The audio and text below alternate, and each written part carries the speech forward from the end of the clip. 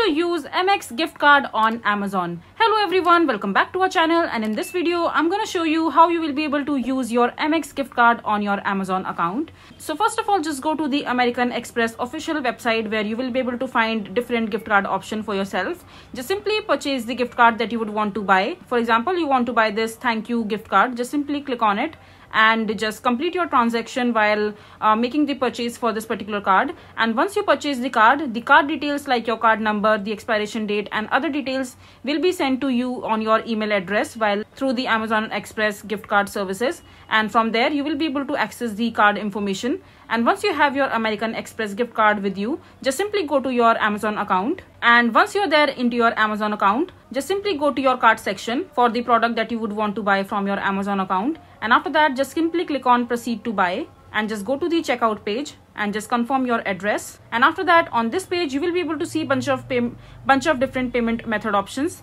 So in order to use your gift card or your promo card, just simply click on add gift card or promo code, and over here just simply enter your American Express gift card that you have just bought from your American Express gift card website. And after that just simply enter your